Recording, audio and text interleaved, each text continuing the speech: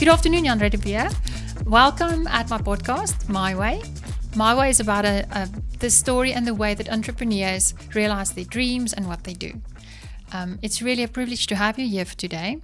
So I've met you through a click or a link on Google.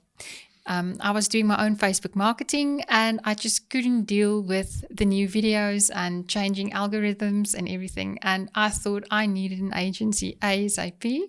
After 2 years of doing it, I was fried. And I saw an amazing video where it was quite a funny video that you posted. And I clicked the link and I signed up for the first call. And we had a great discussion and then I signed up. And ever since then, I think it's been 3 years, you've been part of my team, or your company has been part of my marketing team. And I must tell you, I'm extremely honored to have you here today. Well, first of all, thank you. The honor is mine, and I'm very grateful, or the privilege is mine.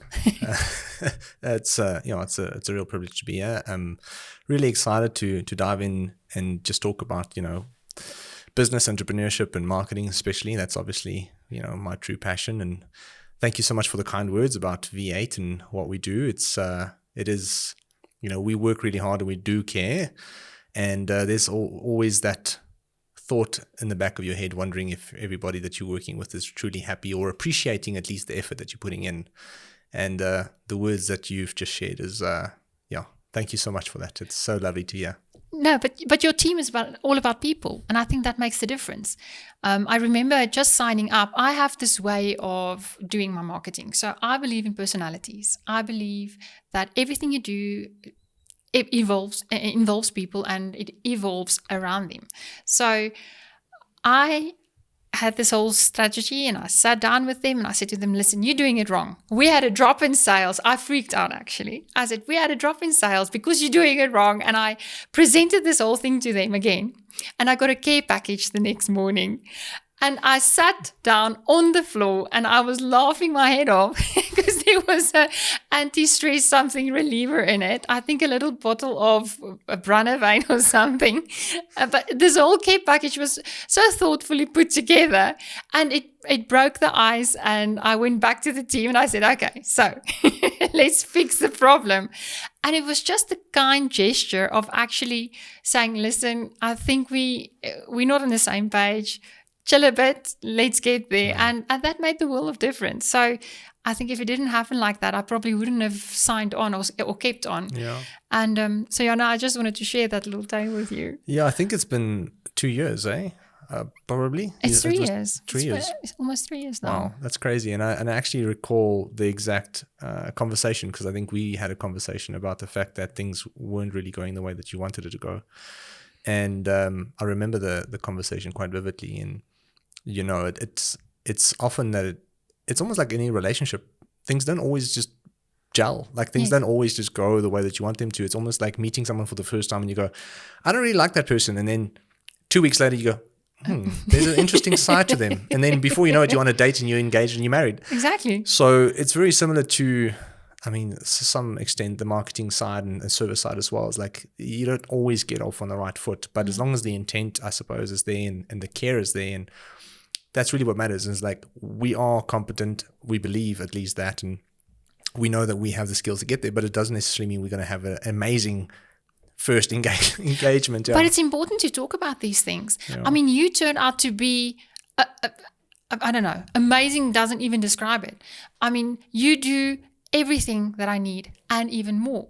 But usually when you have a a negative experience with a company, you not often go back to them and revisit and find a solution for the problem that was created by something or a person.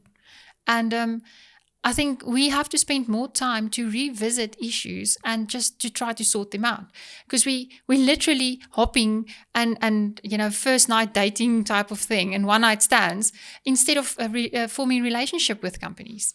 And that's really something that I wanted to share with the audience today. Wow. You made a change in my life, and it's because we sorted out. We had the first date, we had a second date, a third date, and then things went a little bit wrong, but we sorted it out. And we continue to sort it out. We continue to sort it out. I mean, sometimes the team will look at me and think, what is going on in her head? And it takes some explaining. And when they get me, it just gels. And the other way around. So no. But your team is really amazing. From everyone, from the get-go to the last person doing your financials, you pick the right guys to do what you do. I don't think really I picked them. I think they kind of picked me, to be honest.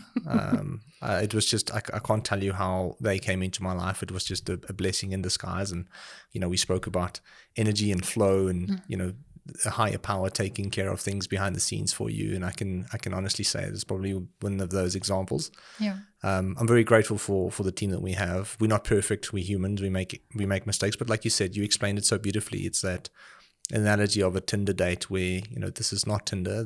We want a real relationship and we do like each other. So let's sit down. Let's invest time. Exactly. Let's invest time into each other because we can learn from each other as well. I appreciate that. So have you always, when I read about you, if you go back, you were a rugby player into sports, fitness and so on. So the entrepreneurship side of you, has it always been there? Did it develop? How did that come along? I would even argue that I'm not really an entrepreneur, to be honest with you. I think I've done a lot of soul searching and self-awareness checks over the last couple of years. I think a part of me always wanted to be an entrepreneurial guy. I don't know if I'm really an entrepreneurial spirit, but I do enjoy selling stuff.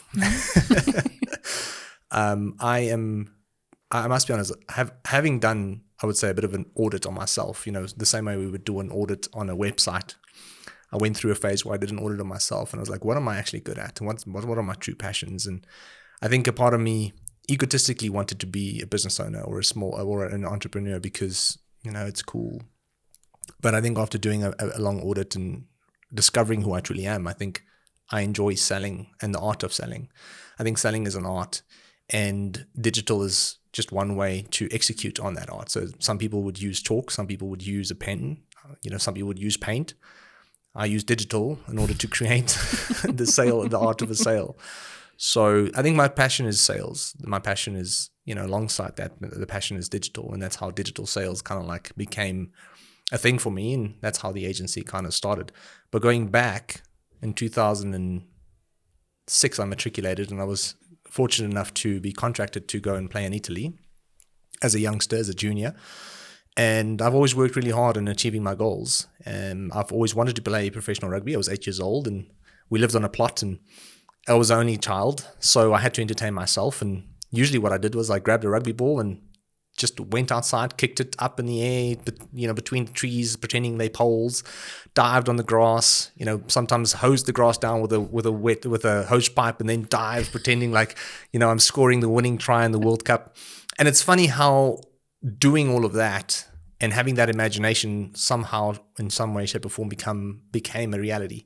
So at the age of 18, I was, fortunate enough to be contracted to play professionally in Italy. And yeah, I went and I was fortunate enough to enjoy 3 years there. And I came back to South Africa after the economic crisis in 2008 in Europe and in America specifically. And they offered me the same salary as the year before or a little bit less because of obviously everything that happened. And I was like, we had a talk about, how my biggest fear is being the exact same person I was 12 months ago. That's really my biggest fear. And I only recently realized that, but all my decisions is always based on that fear. So when they said, hey, we'll give you less money than the year before, and we don't know when we can increase that, I was like, well, I'm moving on to something else. So I went on to lived in George, and I became a rugby player there for the Eagles. And I started personal training as a personal trainer. And I think that's when I truly started understanding that I have a knack for marketing and sales. So subconsciously, when I was younger, I had to stand out for the scouts to notice me when I was playing rugby. And I used to paint my scrum cap red. I had all colored boots just before colored boots became a thing. Now, all my friends and I suppose family and acquaintances at that time probably thought that I was just trying to grab attention. They were like, this guy's just flash. But I was like, no, I know that I'm competently good at playing rugby. So if I am going to do something good, I want the freaking people to see it. So I knew that I have to show them that I can do something right, obviously at the right time and that kind of stuff. So I painted my Scrum cap. And at the same time, I was like, well, if I make a mistake, everybody's going to see it too. See it, yeah. Kind of like just took that risk. And I was fortunate enough to obviously get contracted. And then as I started as a personal trainer, I had 0 clients. So I was like, how am I going to get clients? So I was like, well, I've got all this time. So what if I just go and stand next to the biggest people in the gym and have conversations with them? Some people might just think that I'm personal training them.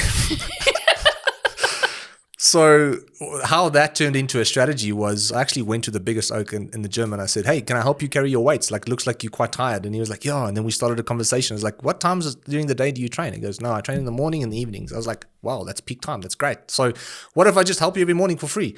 He goes, why? I was like, well, I've got nothing else to do and I enjoy our conversations and, maybe you need someone to help you spot. He's like, that's great. So I did that with a couple of people, like 4 or 5 people. And I was thinking to myself, I don't know why I'm doing this, but I've got nothing else to do. But I hope that someone would see me on the floor, noticing me training in air quotes, all these in shape individuals, thinking that I'm really competent in what I'm doing. So the one day a lady came up to me and she said, hey, I saw your photo on the wall there at Virgin Active. I saw your photo there and I saw that you're personal trainers there and I see that you're always on the floor. You're always busy. And I can see that you're training all these in shape people. You obviously know what you're doing. And I was like, yeah, I do, And she goes, listen, I want to train with you. And you're probably very busy. Like I can assume like your calendar is full because I always see you on the floor. So I was like, yeah, Meanwhile, it's completely blank. I was like, I can probably fit you in. What time do you want to train? She goes, I want to train in 5 to 6 in the mornings. You know what? I was like, I can only do 6 to 7. Is that going to work for you? She's like, yeah, it is. So she says, how much do you charge? I said, like, well, everybody here charges about 100 Rand an hour, but I'm charged 150. And I just kept quiet. And she goes, okay, fine. And that's kind of like when I started understanding that, the art of the sale is, it's all about perception. And obviously you want to back that up. Once you've created that perception, you want to back it up with a really good product and value. But I just want to jump in here. So one of my... the way that I look at business is, I'm sure you've watched Megamind. You've got children. You know Megamind, the little blue guy? Yeah. So he's a villain. And at a stage, somewhere in the movie, they ask him, so what's the difference between a villain and a super villain? And then he comes on stage and he has these lights and this smoke and just glitter everywhere. And he says, presentation. And that is what marketing is. Yeah. It's presentation. Yeah, 100%, absolutely. So I live according to that. Everything is presentation. As long as you package it well and give the good service, people will be happy with more or less any product, I think. 100%. I mean, there's a saying that goes like, Amazon, Nike. So Amazon is not a retailer or online retailer. Nike is not a clothing brand. And Apple is not a technology company. They're all marketing companies that would just have really good products. And I think in essence, there are some companies who have mediocre products who do exceptionally well just because they have really good marketing, and people love those products because of the message that they're creating as well. So I often have realized like people think that your product has to be exceptional, and obviously it does. At least to the best of your ability, you need to try and put the best product in the market. But nothing beats really good marketing at the end of the day. Like if you can have the best product, but if people don't know it exists and they don't really know about it, then... Let's talk about Prime. I mean, Prime is a prime example. No pun intended. No pun intended. It was amazing. The way that they did this and planned this, it was like, you could see the plan. It was like playing chess. And you knew where they were going and you couldn't stop it. And it exploded. And I tasted it. Oros is better. So interesting about Prime, if you look at the actual strategy that they've taken, it's kind of like a blueprint out of the book the book is called Contagious. So I don't actually know who wrote the book, but a friend of mine, Magritte, I think you know Magritte. I know Magritte, yeah. So we were discussing this on a live show the other day, and we were saying that everything that they've done is actually basically a blueprint out of the book Contagious.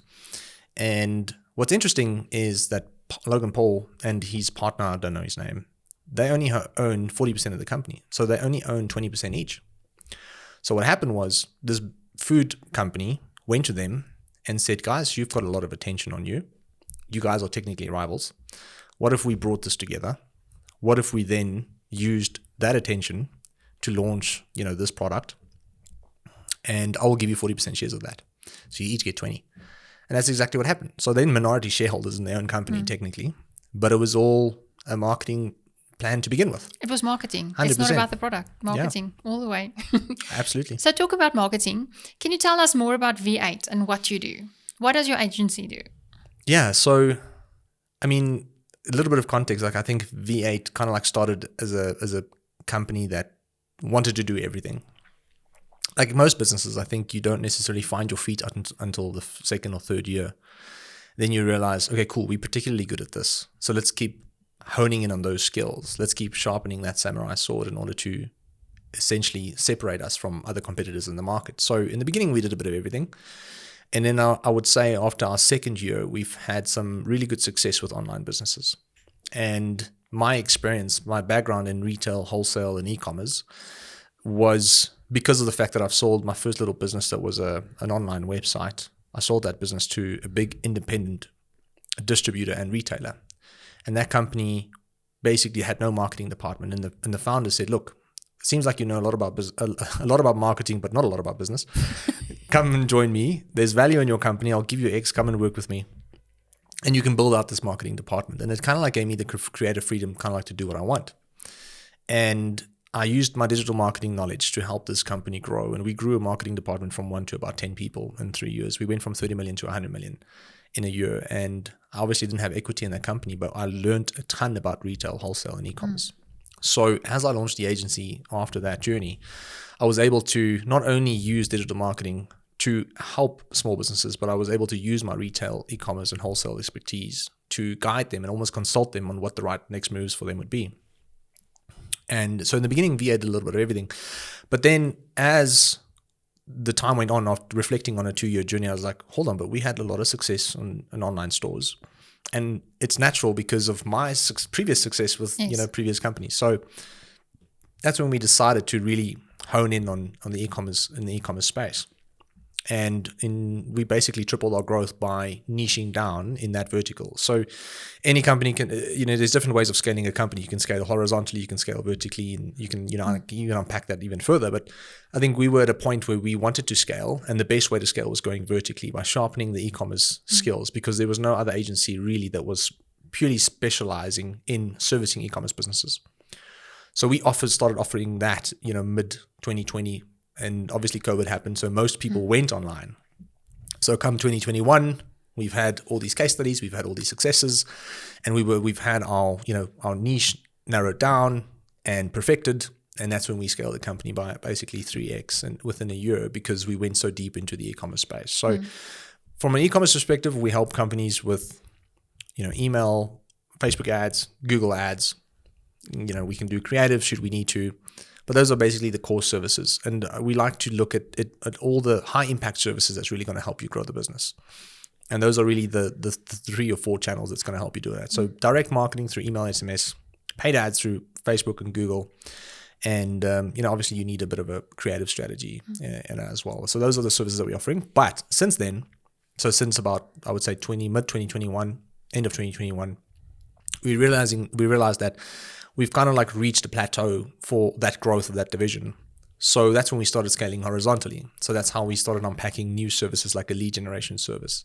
We've got a web development service, and we have a couple of add-on divisions that are contributing to the overall growth of the company at the moment. Okay, so people look in Facebook and they see that little boost knoppy. If you push this and you say boost, you add some money into it and you're going to make some money. Lot of it. I've got a website, I can boost, I'm sorted. I personally don't believe in that because of a few reasons, but I want your opinion on this, because I've had a conversation yesterday with someone where he said this exact words. I've got a website that's got wonderful products and I know how to boost my ads, and I don't need an agency. So what would you say about that? They probably don't. So I think they're not your ideal client, though, are they? So I've realized that in essence, in hindsight, reflecting on, the boosted post button and everything, there are obviously more advanced ways to target your ideal customer on Facebook. And that's really what the back end of Facebook and the ads manager is all about. So the boost post button is a very easy way to put the message in front of people. It's improved a lot since it came out in 2014 or 15 or 16. I remember the exact time it came out, but it has improved significantly since then.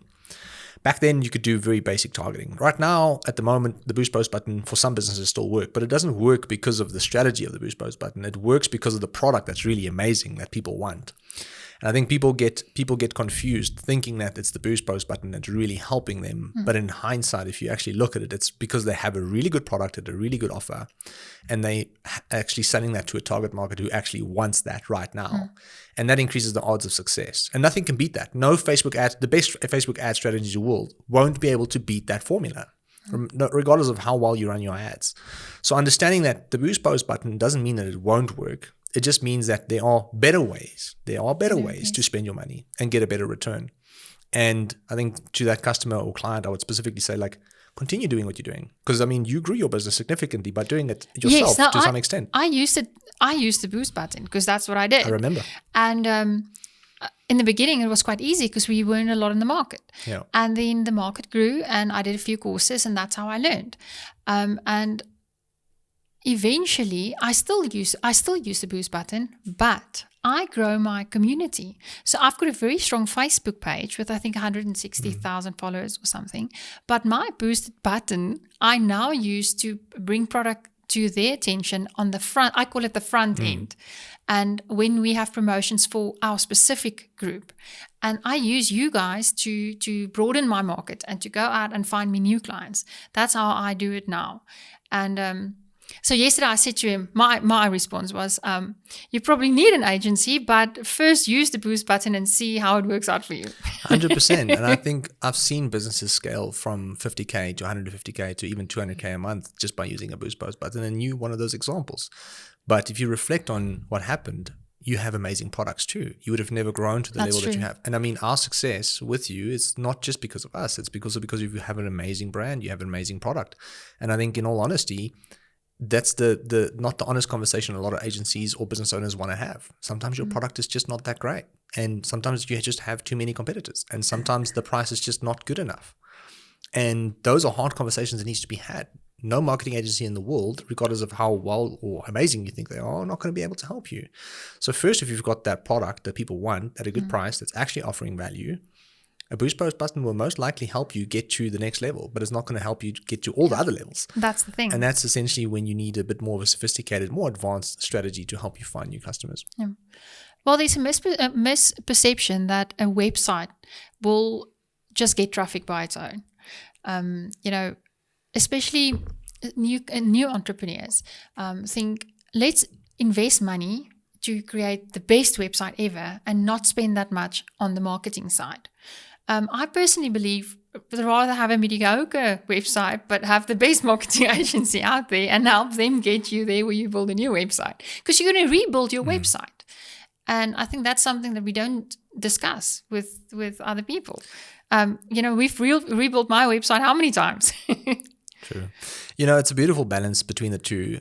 I think there's a saying that says all advice is bad advice, because I'm sitting here going, what advice would I actually give someone that's starting out? Should I tell them not to spend a lot of money on a website? Should I tell them not to have a website? Should I tell them to spend the least amount of money on a website? And it really boils down to the fact that no advice is really 100% contextual to where you are, where you want to go, your resources, your budget, your cash flow, your runway, whatever you want to call it. Nothing is really contextual to that. But what I can say, reflecting on having worked with over 300 businesses now in the last 5 years, is the website is not going to get you the sales, unfortunately. It is the way I can explain it really is that if you look at a traditional business that sells services to other businesses, you usually have a sales department and you have a marketing department. So if you go to Google, if you go to IBM, if you go to most other companies, they will have a sales department and they'll have a marketing department. The marketing department's responsibility is to get the leads, and the sales department is there to convert those leads into actual customers. Now, if we look at it from a D2C perspective or a B2C perspective, where we're advertising our products directly to the market, then we have Facebook and all these mechanisms as the marketing department, and your website is acting as the sales department, if that makes sense. To convert. So the marketing helps you drive the traffic, and the site is there to convert that traffic into sales. So the marketing is not going to do the sale for you. The site has to do that. So the site has to have the necessary capabilities, and it has to be clean and simple and easy to use in order for that sale to happen. So if you're going to spend money on a site, put the aesthetic of the site at the back, of your priority list, and make sure that the site is just easy to use, it's simple, the navigation is easy, it's fast, it's not too slow, and you can see the product and you can actually see what you're buying, and there's nice descriptions that you can actually read about the product, as opposed to spending hundreds of thousands of rands and all these different functionalities and designs, and then you realize, but I have no marketing money left to really drive the traffic. So it's finding the balance, is realizing that, look, there's a saying, or there's a word called abbreviation MVP, which basically means minimum viable product. So for anybody starting out, the question is, how can I build a site that matches my MVP, which is the minimum functionality I need that will ensure that if I drive traffic, I can get sales. So how much money do I need to spend to build a site that can give me that minimal functionality, as opposed to all the bells and whistles that costs a ton of extra money? And then how can I use the remainder of my budget in order to drive the traffic and actually convert that into sales? There's a process around the sales though. So now you drive the traffic to the website, you actually get the sale, but there's so much more to it. You can drive as much traffic as you want to my website. If I don't complete the process from my side in a functional manner, so to speak, sure. It's difficult to get that client back. That's one of the questions that I usually ask new entrepreneurs is, what is your cost of acquiring a client? And they will usually look at me like, nothing. They go to my website. But that's not true, is it? There's always a cost. Yeah, so you're either paying in time or you're paying in money. So you're always paying in some way, shape, or form. I think that's what people don't understand. So if you had to say, let's for argument's sake say that you built the site yourself. It obviously had to take you time. Which I did in the beginning. It took you time, right? It did. So you paid in time. Okay, so you paid in time. And then your first couple of sales probably came from people that you knew. And then from there, it was word of mouth. And then you started boosting posts, just reflecting on your own journey. And in essence, it cost you time to get there. And then you started realizing, okay, cool. Well, now I have to spend money in order to move this along a little bit quicker. And at the end of the day, I think we need to understand you're going to pay in either time or money, but some way, shape, or form, you're going to pay. And what is very important to any business that wants to grow is like, you need to understand what it's actually costing you. So we know that you're paying, but it's costing you something. It's either costing you time or it's costing you money. So a cost of acquisition, you need to work out, and then you need to understand, okay, cool. It's costing me, for example, $100 to get someone into my salon. We're starting to work with a lot of beauty businesses, actually, funny enough. So what we're trying to teach them is, listen, if you are running ads on Facebook, how much is it costing you to get someone to make a booking with your business? So hypothetically, and looking back at some data, it can cost you anything between 50 to 80, maybe 100 Rand to have a client book an appointment with you. Now, technically, if that customer's never been with you before, your cost per acquisition for that new client or customer is then $100. Now, they come into your hair salon, they do hair extensions. I mean, what is hair extensions? Cost 3 grand, 4 grand, whatever, I don't know. Now, you've gotten 3 or 4 grand back based on that 100 Rand that you spent. Now, if you're doing nails, it's not going to cost that much. It's probably going to do $300-400. So now you've spent $100 and you brought $400-500 back into the business. And this is what you were touching on earlier. Is like the sales process now is crucial because bringing those people back is so essential. Not just for e-commerce businesses, but for any business. Because it's now trying to increase the lifetime value of that specific client. So if they spend $400 for their nails this month, if you did a good service, if you kept them happy, most likely they're going to come back next month. So hopefully you get another $400 out of them. But the kicker is that you didn't have to spend another $100 to bring them back. That's because they already have a relationship with you. They really enjoy your company. They enjoy the service that you're delivering. And in that session, they already made booked next month's session, for example. And so now you've got 800 Rand because you've got 400 Rand for the first session, 400 Rand for the second session. So now you've got 800 bucks for the 100 Rand that you've spent. And I think understanding the metrics behind growing a business is super crucial. And from what I can see, having worked with a ton of business owners and yourself most likely too, is that I think a lot of people starting out have no clue on what metrics they actually need to measure and how to measure them either. I don't even think they know they have to measure it. Yeah. As long as I think when you start your business and you realize it is going to cost you something and you start budgeting for it, it's easier to spend on marketing because you have the money set aside for it. But that's usually not the case. People want to start the business and say, okay, well, clients will come to me. And in South Africa, that's not the case. Well, I think worldwide. There's so much noise on the internet at the moment, especially on Facebook and social media marketing. When you scroll, it's sponsored, then you see one post and you just scroll up. So it's quite difficult to get content that's eye-grabbing and that's out there. So how do you achieve that with the client? What's your process? Yeah, so I think what we need to understand is that not only are these marketing channels noisy, but people are also more distracted than ever because there's so many different channels that's actually gunning for your attention. From driving, on the highway, you're looking at billboards, but then there's a guy, shouting at you on the left and the right and a taxi driving in front of you. And then you're trying to reply to a WhatsApp message and then your wife's phoning. So in essence, you walk into a meeting, you're late, but while you're there, someone's trying to phone you. We're just constantly distracted. That's just the world that we live in.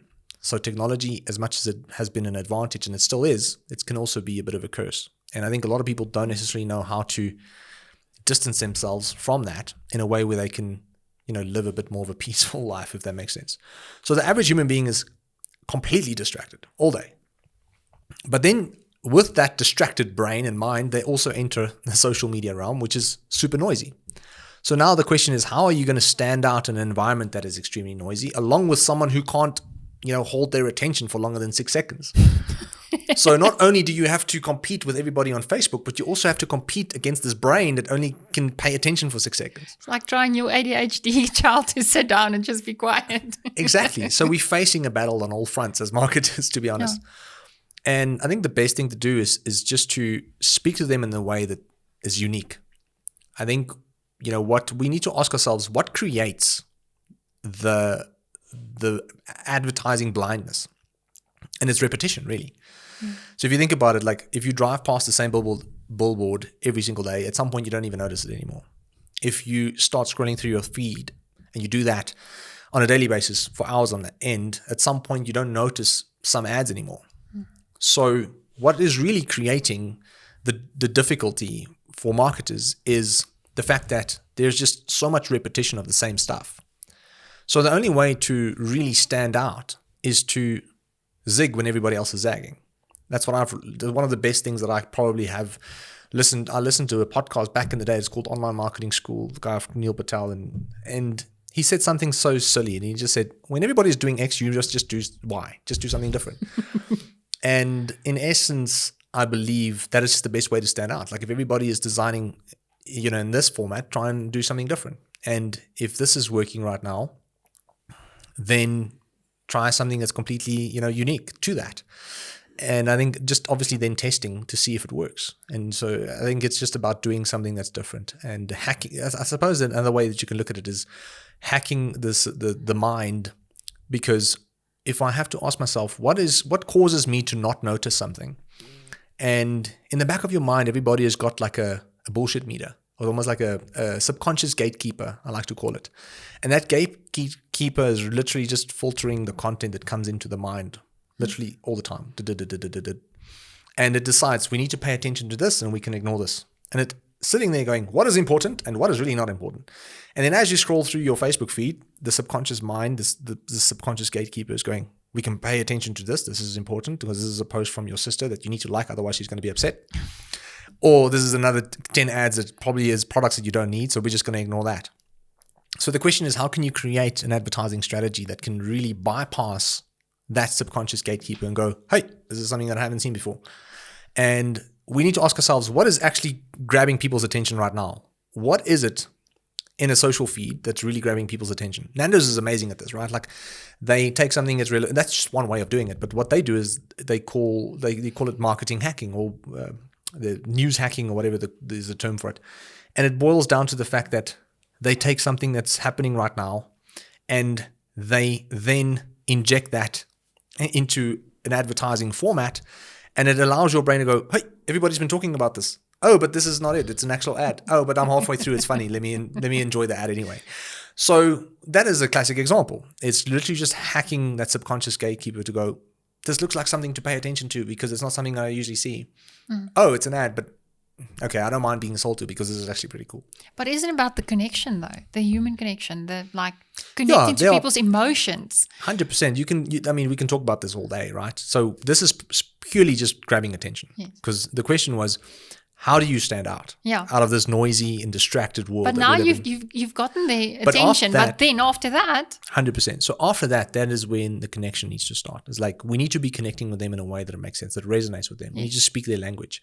And I think we need to truly understand who our customers are so that you can use the exact same language that they use, so that you can speak to them in a way that makes you look like you understand what they are going through. Understand their needs. Yes. Understand their needs, understand their pain points, understand their fears, understand their hopes and dreams. And when you can articulate that in a way, that nobody else technically can, because probably nobody understands that customer the way that you do, you have this slighting edge of creating a connection with them. The same way, ask yourself, like, how did you end up connecting with us? Look at if we have to reflect on the ads that you saw. And I'm pretty sure it might have been a funny meme of a lady that I think got accepted into college, and she was like shouting and screaming and she was so excited. And on the flip side of that, was me going, and at the top it said like how our customers feel when they open up their Shopify dashboards.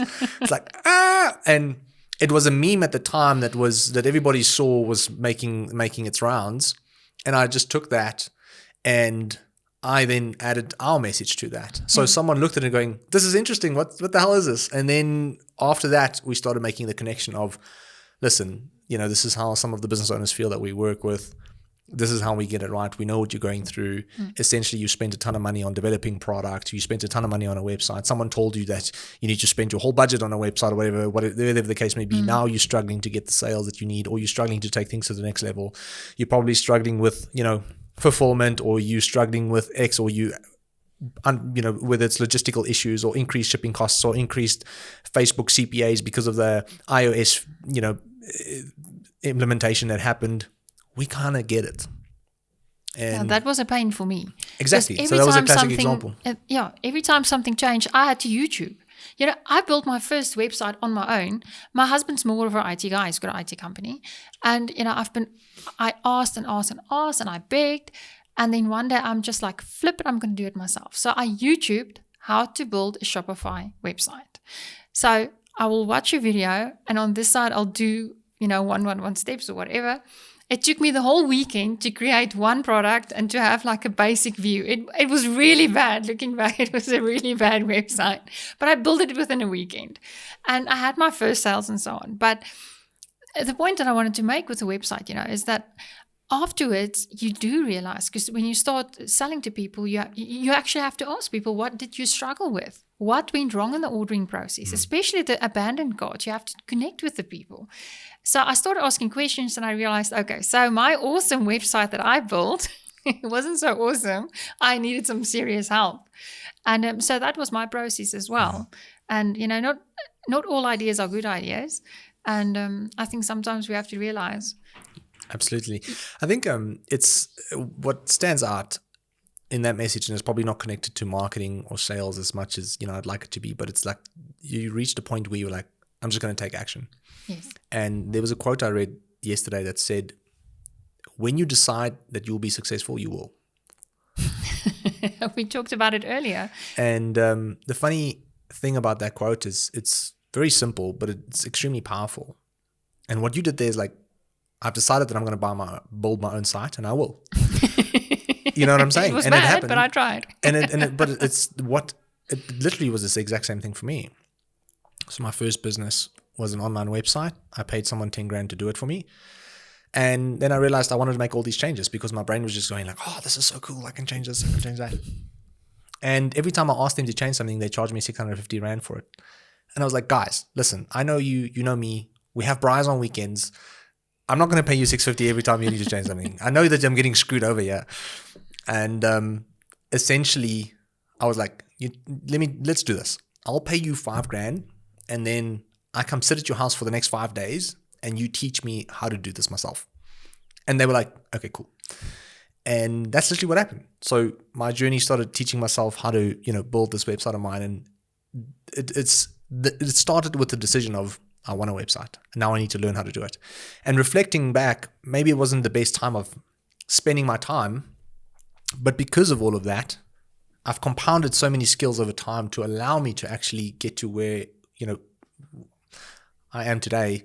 I'm saying that in a connotation that it might be successful, but it's not really what I'm trying to do. I'm saying like all the skills that I've stacked over time has allowed me to be the marketer and the guy that I am today. And I think sometimes we underestimate, like you starting that site in that moment, even though you feel like you've wasted your time, spent a whole weekend on developing a product, because of that knowledge, because of those skills, when you ever had to pay someone to do it, you're going to have a good idea of whether they're doing a good job or not, because you have a solid understanding on what is actually valuable and what's not.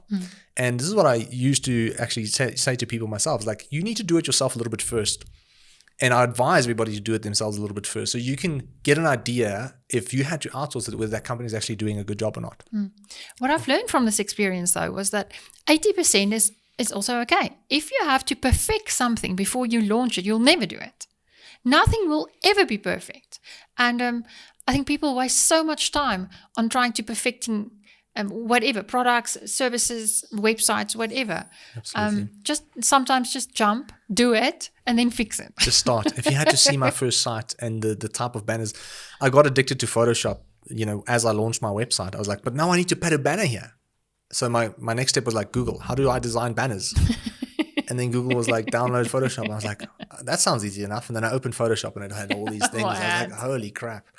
And the first couple of designs I did was absolutely horrendous. And I thought it was amazing. Now reflecting obviously back and it's like, what the hell was I thinking?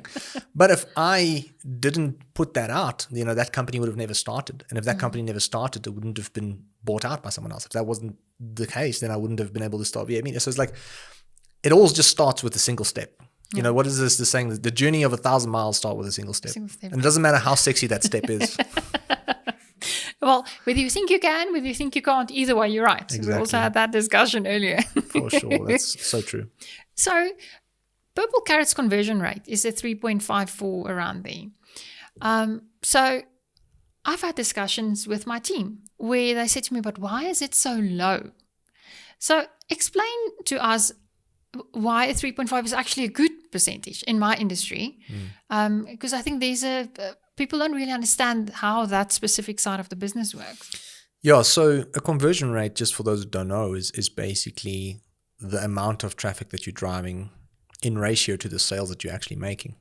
So if you are driving 100 people to the site and 3 of them buy, 3.5 of them, so there's a half a person running around, 3.5 of them buy, then you're sitting with a 3.5% conversion rate, and that's where you are. I think the thing about conversion rates is everybody thinks that everybody who's coming to the site is ready to buy. That's the biggest mistake we make. That's the first mistake we make as business owners. We're overly romantic about, well, you clicked on the ad. Obviously, you want my product. You wouldn't have clicked on the ad if you didn't want my product. No, that's not the case. And the way to explain that is to look at it as almost like a retail store. Imagine walking down the hall in the mall, whatever you call it, like walking in the mall, and essentially you walk into a store that sells computers. You're walking in there with the intent to look at computers, but you might not be ready to buy a computer. So Incredible Connections is a classic example. Everybody that walks in there doesn't walk out with a computer. So there's like hundreds of people going into the store on a daily basis, but only a few buy a computer. Why? Because only a few were actually ready to make a decision, and a few had the money ready to make that financial commitment. So understanding that that's the same thing for every single business, but more so for online stores. Because getting people onto a website is a lot easier than getting their bums off the couch and walking into an Incredible Connection. Yes. So in essence, because it's easy to drive traffic, we can drive a lot more foot traffic saying that in air quotes, technically, let's say website traffic is equivalent to foot traffic, we can drive a lot more traffic to the website than we can to our retail store, because it's so much easier to get someone to just click with their thumb on an ad than it is to walk into a store. So essentially, if you get 100 visitors, it doesn't mean that all 100 of them are going to buy. And there's a small percentage of them that are ready to make a commitment. And that percentage is usually between 0.5 on the high end up until 4. So 0.5 on the low end, and on the high end about 4%. So, and then it's also contextual to industry, and the price of the product. So think about it like this. If you're selling an Apple iPhone and there's 100 people coming to the site, not all 100 of them are going to be able to maybe afford to buy that iPhone at that point in time. So in essence, if you had to sell, for example, groceries, for $50, between $50 to $200, $300, there are a lot more people who can actually afford to buy groceries. And groceries is something that you have to buy regularly, otherwise you die.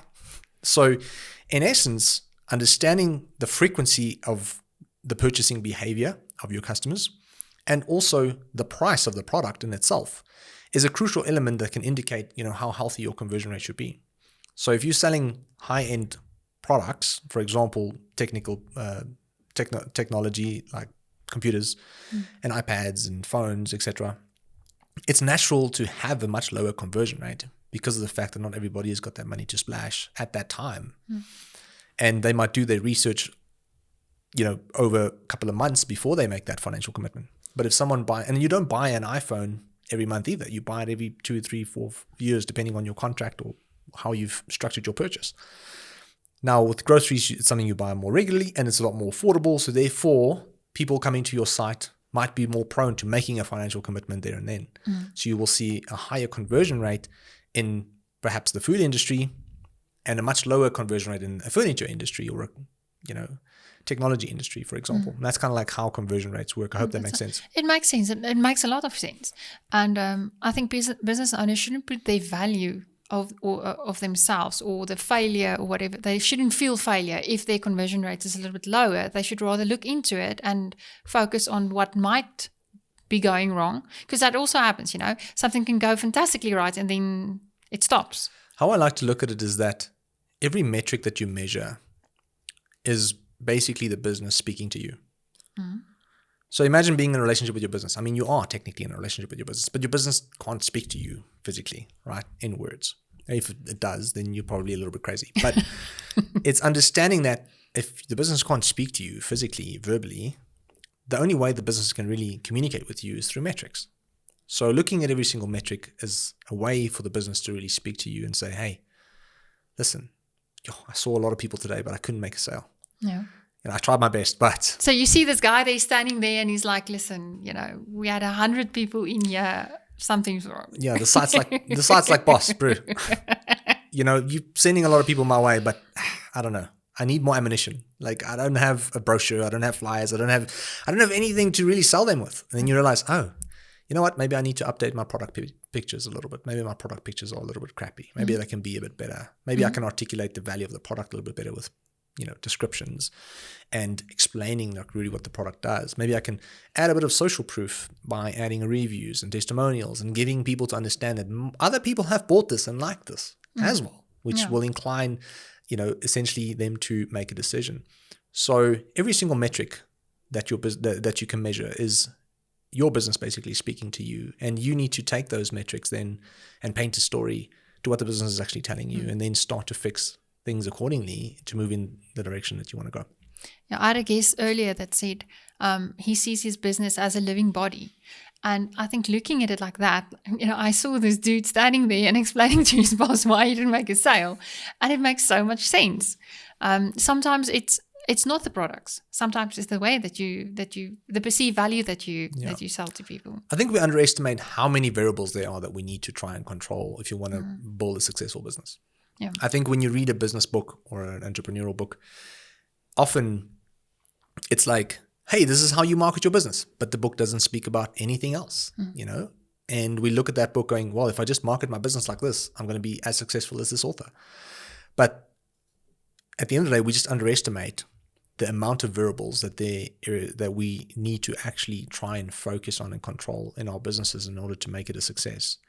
And obviously, trying to control every single one of them to the micro detail can create a lot of anxiety for oneself. But it's understanding that there are a lot of moving parts, and you need to be aware of these moving parts if you really want to build a successful business. It's not just about providing a good service. So again, working with a lot of beauty clinics, a lot of these people think that word of mouth marketing in itself is going to get them to the next level, and they assume that a good service is going to bring people back, and it's just not enough.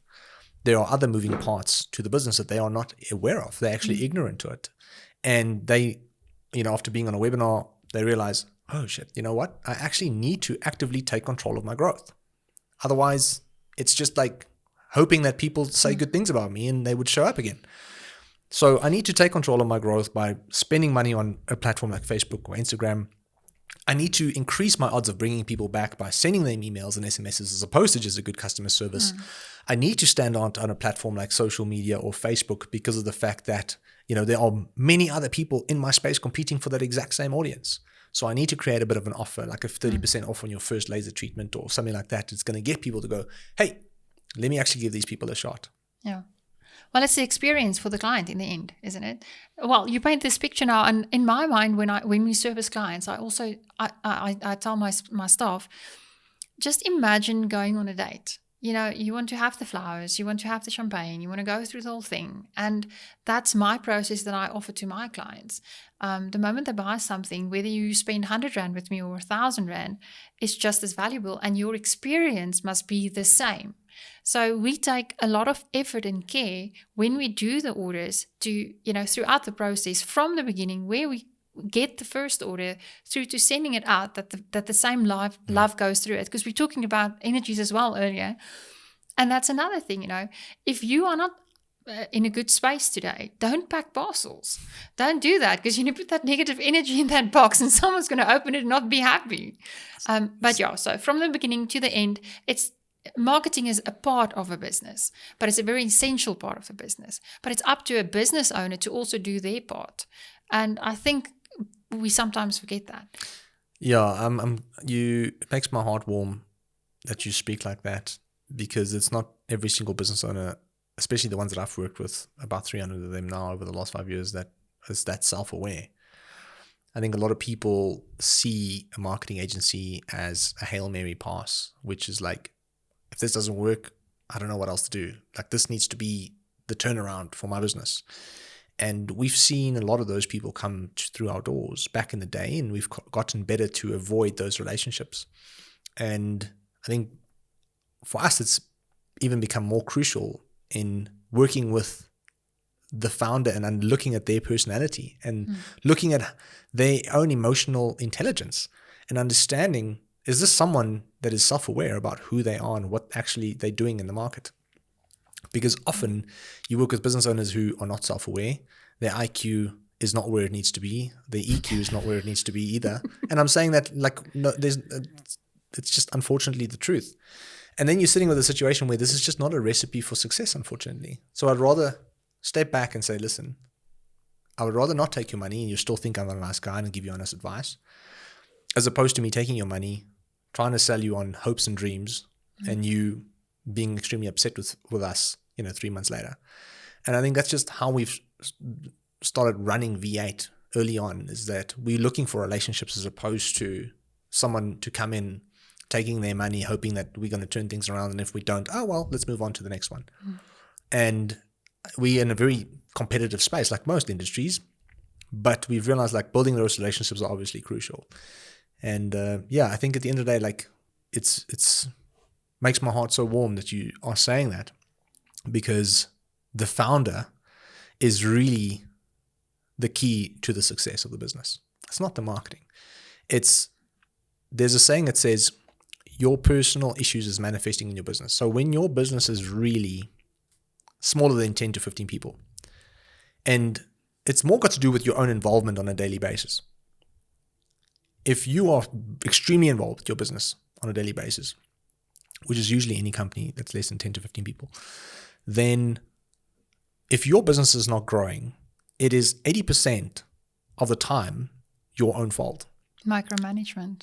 Whether it's micromanagement, whether it's your own insecurities, anxieties, the decisions that you make.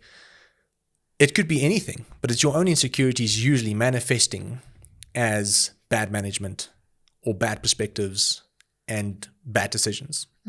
And as a founder, you need to become self-aware enough, and you need to open your mind and go, where do I need to improve on myself? Because if I'm not going to be able to improve on myself, I'm not going to be able to improve on my business. And a lot of people either don't want to do that or they don't know how to do that. And that's just such a big box that needs to be ticked if you want to grow and build a successful business. But as a business owner, you have to grow faster than your business.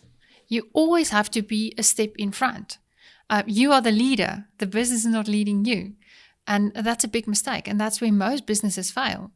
If you don't grow as a person, if you don't change, nothing else is going to change around you. So a lot of people lose their companies because their companies grow faster than them. And you lose your company either by someone buying in and eventually buying you out or not. There's many stories of founders who have left or either been, kind of like shoved aside of their own companies because they weren't able to adapt fast enough. And I'm talking about more, structured companies with board members and shareholders and that kind of stuff. But you can either lose your company in that fashion if you don't grow with the company, or you just lose the business because you didn't manage to adapt. And I think my team knows this, and we speak about it all the time. And that's why we invest a lot into personal growth, is because we're all enjoying the journey. But at the same time, this journey is not going to be as fun if the business keeps outgrowing us. So in order to ensure that this journey remains fun for everybody, we need to spend that time on improving ourselves so that we can remain competent in our roles, so that we can actually enjoy it. So what type of culture do you have at the office? I don't know. I'm probably the worst person to ask because I'm never in the office.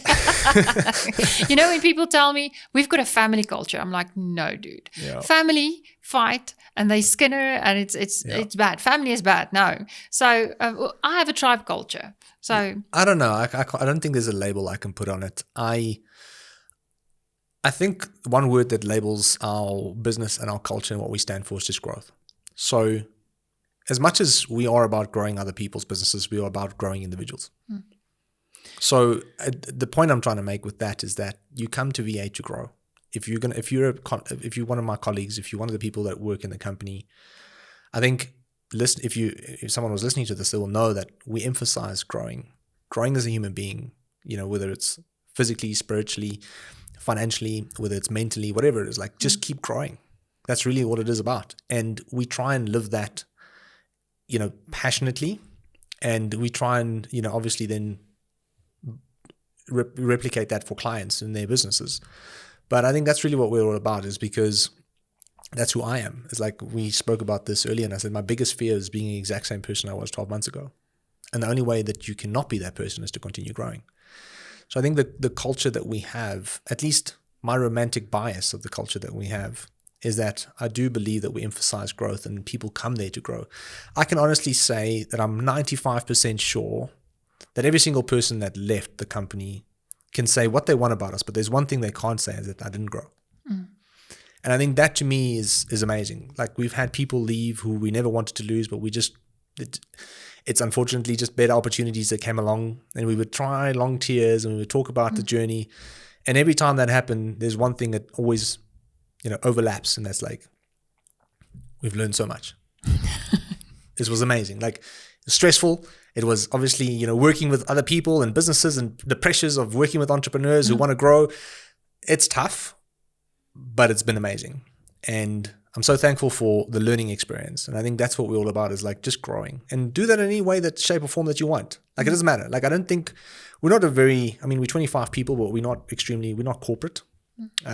We start drinking at 3:00. So please keep your emails, until before 3 if you want competent replies.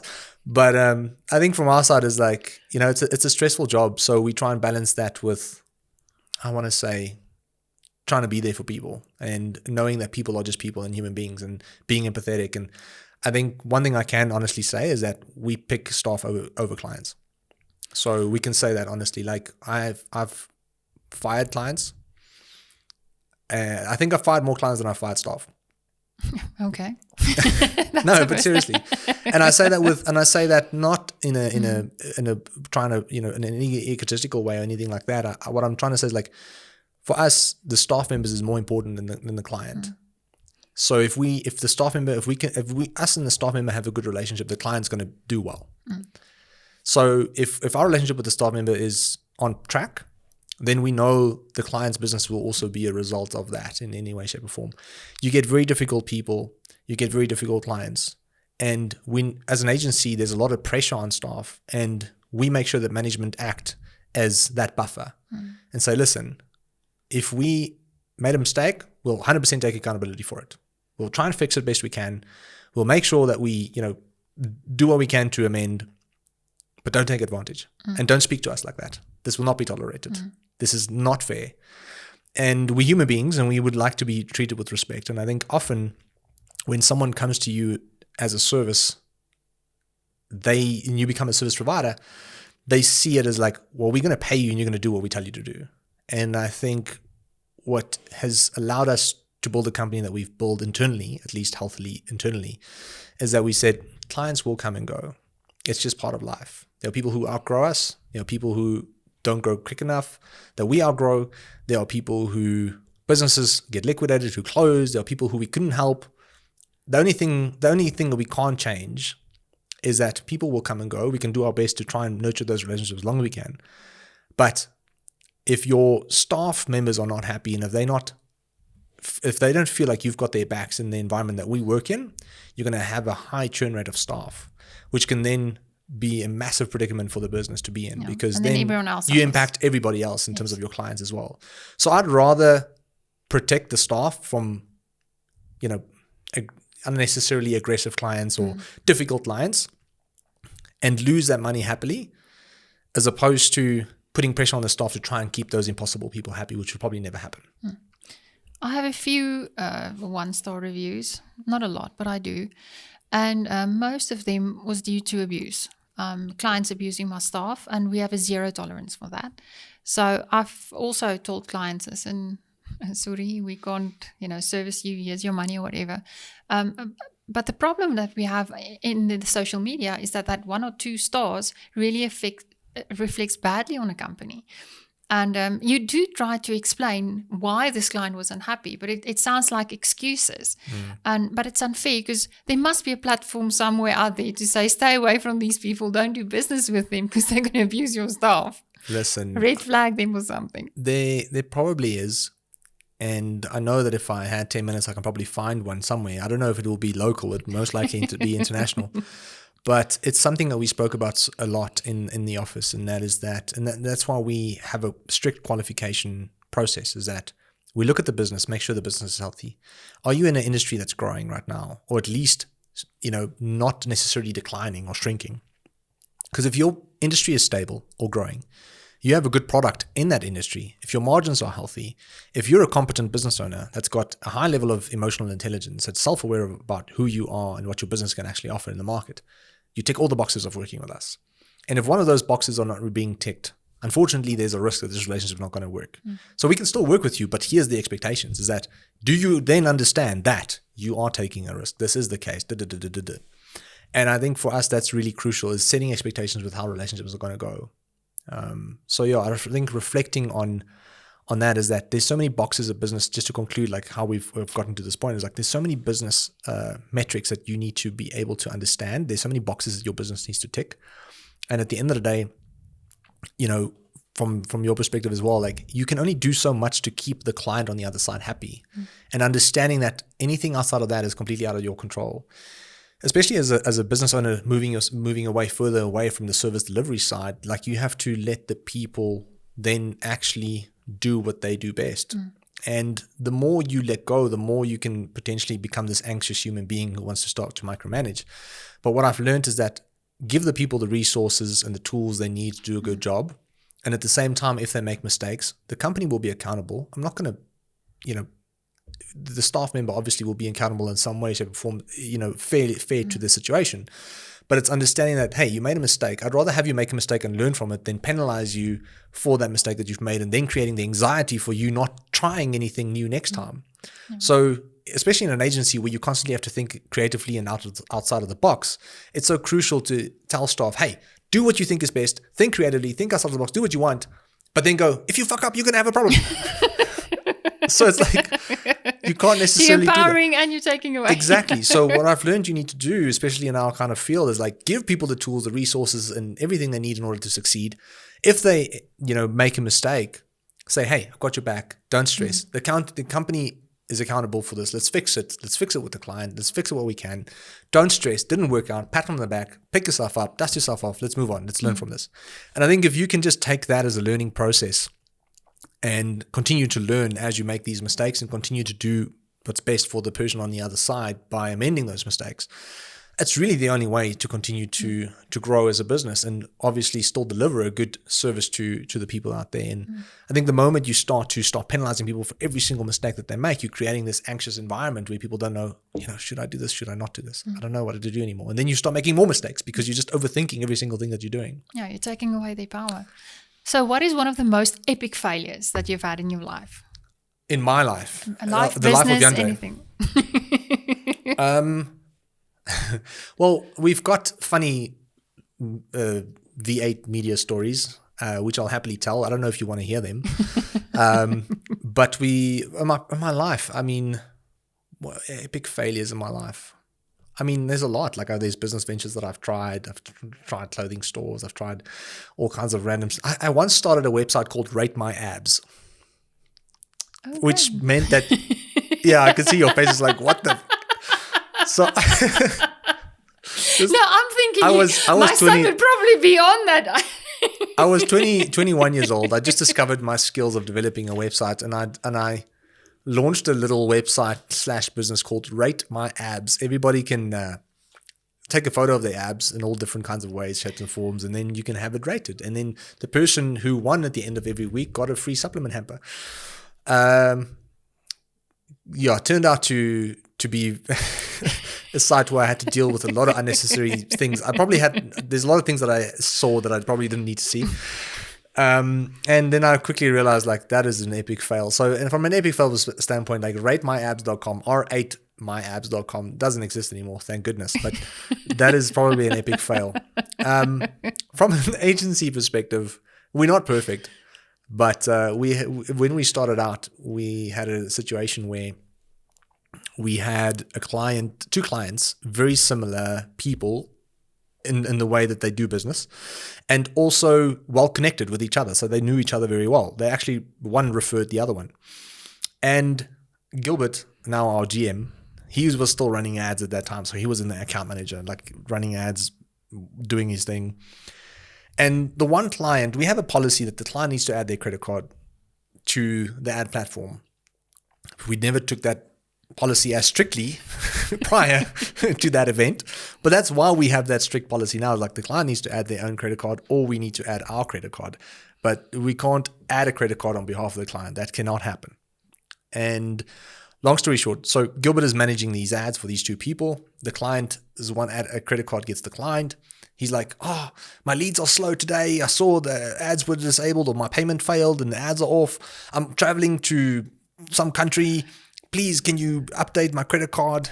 Gilbert is like, can you maybe just quickly do it yourself before you fly? He goes, no, I can't. Here's a WhatsApp image, basically almost posted it on social media, like always in a rush, like what. So Gilbert takes the credit card, adds it into the ad account, starts running the ads.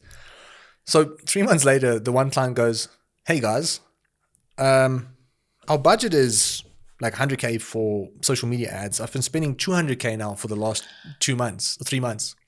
So double the amount of money that I should be spending. And we're like, holy crap, like, how did this happen? So we tracked back what the hell happened. Gilbert added that the individual's credit card to someone else's account. Oh no. So he was paying for his own ads and someone else's ads. Oh no. So we obviously, when we realized the mistake, we were like, hey, we made a mistake. And we sat both the clients down. Luckily, they knew each other. And luckily, they were both open-minded and, grateful, at least for the service that we were delivering. But they were like, listen, we know this was an accident. And, what are we going to do about this? So we said, what do you suggest we do? So we basically just like shook hands and we said, cool, this guy will now start paying this guy back, and we will start offering a bit of a free service for him to make up for some of the stress and anxiety that we've caused him. And yeah, long story short, still good. The one client has still been with us. Actually, they've been with us from the beginning, and the other client was still a client for a year later until he hired his own internal department. So yeah. So it all worked out in the end. It all worked out in the end, but it was a good learning experience. That's why we have strict policies in place. This was about 2 years in, and we were like, still like cowboys, like, give us your credit card. Yeah, sweet. Like 28 accounts. Like, I hope this is the right one. This is the wild, wild west. So tell me what's next for Jandre. I don't know. Where to now? I can't tell you where to. I don't have an end destination, to be honest. Probably the worst advice that I can give every entrepreneur out there, but I don't have an end destination, to be honest with you. I'm just enjoying the journey. Every day I wake up feeling fulfilled and excited, and I kind of like just do what excites me at the moment. So usually I try and ensure that excitement still makes an impact on the business or the ventures that I'm involved in. And I think from my perspective, I'm trying to do the things that I'm actually good at and that I enjoy. So for me right now, I'm in a position where I enjoy education, I enjoy teaching, I enjoy consulting. So I do that obviously with my team, should they need, that kind of guidance at any point, and obviously have meetings with them on a weekly basis. Outside of that, I'm busy working on a bit of a consulting business, a digital consulting business that will allow us to, offer a consulting service and strategic back-end courses on teaching people how to actually potentially, build and grow their own agencies or service-based businesses, in the agency realm. And I think having gone through this journey for the last 5 years, building an agency, there's a lot of lessons that we've learned. For me, the natural next step would be to create a bit of a digital consulting business specifically focused around agency owners or people in the agency space in some way, shape or form that, having gone through this journey for the last 5 years, I've made a lot of mistakes, learned a lot of lessons. And if I can help a lot of other people avoid making those exact same mistakes, that will make me happy. And that's really it for now. Thank you very much for joining My Way and telling us your story and the way that you do it. I appreciate the time and the effort and just being here. And I think this enriched my life so much today, and I can just imagine what it did for other people. Appreciate you inviting me. It's been an honor, and really, really enjoyed it. Thank you.